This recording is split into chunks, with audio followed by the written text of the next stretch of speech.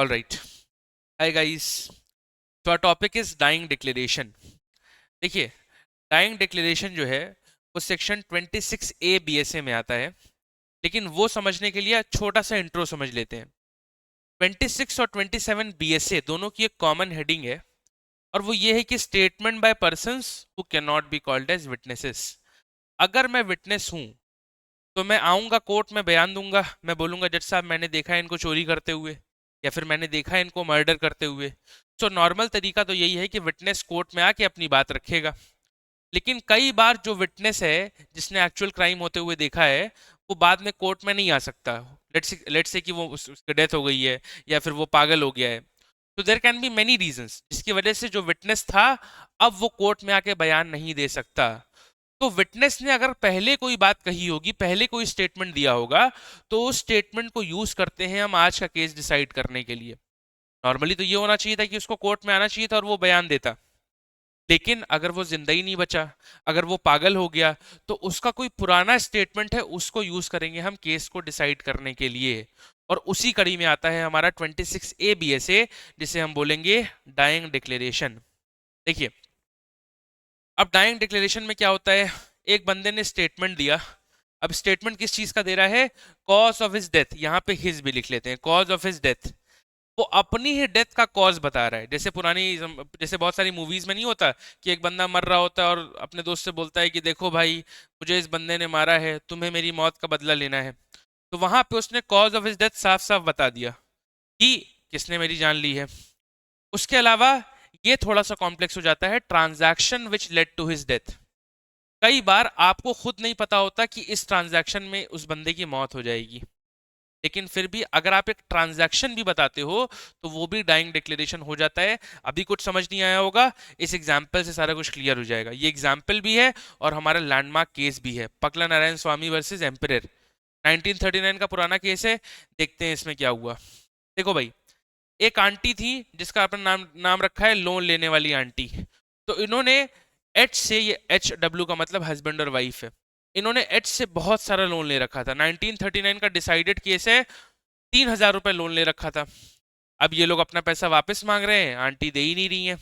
एक दिन आंटी के दिमाग में खुराफात आई, इन्होंने लेटर भेजा एच को कि आओ, मैं तुम्हारा पैसा वापस करने को तैयार हूँ, ये है लेटर। ठीक है, घर मत समझ लेना भाई, दिस इज लेटर, कैसे बनाऊं।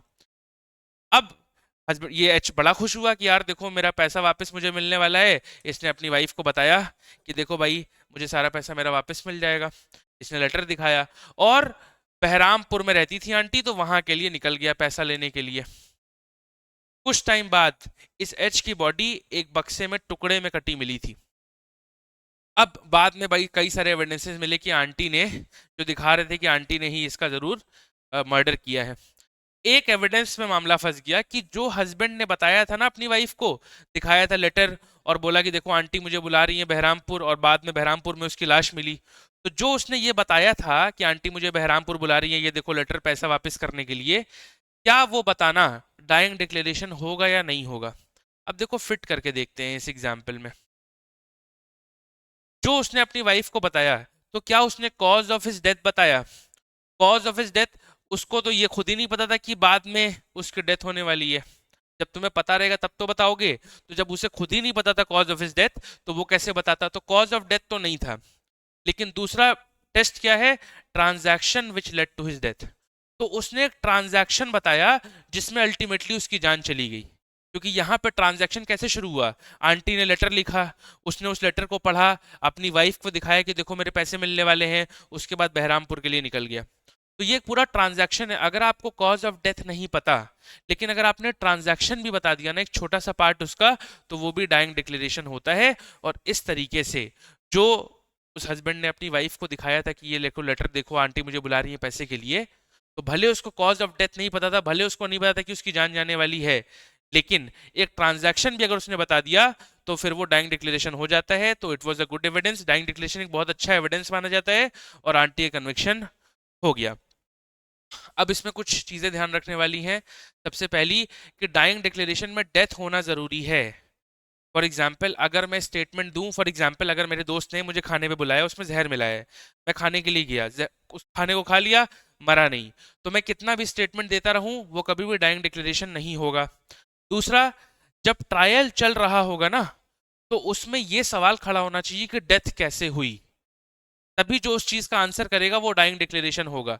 यानी cause of death should be in question. और थर्ड ये है, expectancy of death is not required. यानी अगर किसी बंदे को नहीं पता कि वो मरने वाला है, फिर भी उसका स्टेटमेंट डाइंग डिक्लेरेशन हो सकता है। जैसे अपने आंटी वाले एग्जाम्पल में, उस बंदे को कहाँ पता था, एच को कहाँ पता था कि वो मरने वाला है। उसको तो बस ये मिला कि हाँ लेटर है, मैं जा रहा हूँ बहरामपुर, तो बस उसने इतना बताया कि मैं बहरामपुर जा रहा हूँ, आंटी का लेटर मिला है, और वो स्टेटमेंट अपने आप में डाइंग डिक्लेरेशन हो गया। इवन दो से एक्सपेक्टेड नहीं था कि उसकी जान चली जाएगी इसी ट्रांजैक्शन में और बाद में उसको मार दिया जाएगा। तो इंडियन लॉ में आपका एक्सपेक्टेंसी रिक्वायर्ड नहीं है कि उसको पता हो कि उसकी जान चली जाएगी। तो ये था हमारा डाइंग डिक्लेरेशन। इसके अलावा हमारे पास बहुत सारे कोर्सेज हैं जुडिशरी के लिए, अदर लॉ एग्जाम्स के लिए, तो डिस्क्रिप्शन में डाल दिया जाएगा, you can check out. Thank you so much.